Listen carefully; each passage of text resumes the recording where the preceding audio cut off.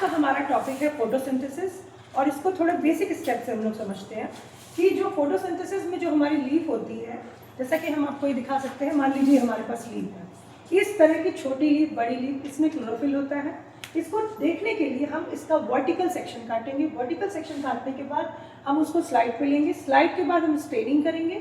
Staining करके microscope पे observe करेंगे, और उसके बाद हम जो स्ट्रक्चर देखेंगे वो हम देखेंगे कि अपर एपिडर्मिस है, और ये दोनों जो सेल्स हैं ये मेसोफिल सेल्स हैं।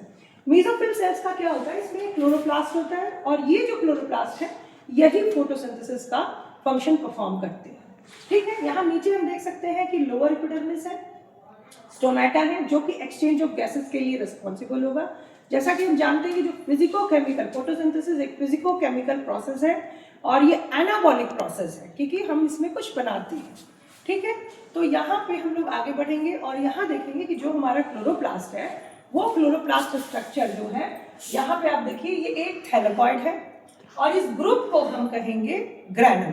और जब बहुत सारे ग्रैनम मिलेंगे तो हम इसको क्या कहेंगे, ग्रैना, क्योंकि प्लूरल हो जाएगा। और एक सिंगल ये थैलेकॉइड है।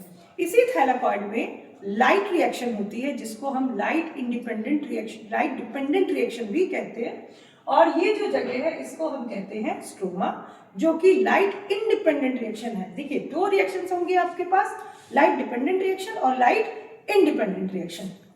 लाइट जो स्ट्रोमा की बात करेंगे ये डार्क में है, यानी कि लाइट की जरूरत नहीं है।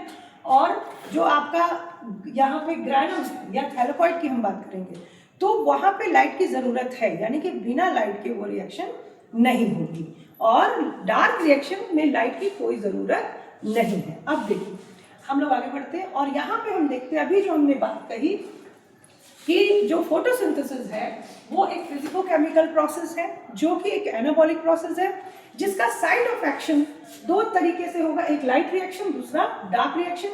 लाइट रिएक्शन ग्रैनम में होगा। अगर हम सिंगल उसकी बात करें तो ग्रैनम बना होता है स्टैक ऑफ थैलेकॉइड से, मतलब गट्ठर थैलेकॉइड का इस तरीके से आप बनाएंगे, ऐसे गट्ठर बनाएंगे तो ये आपका स्टैक ऑफ थैलेकॉइड है।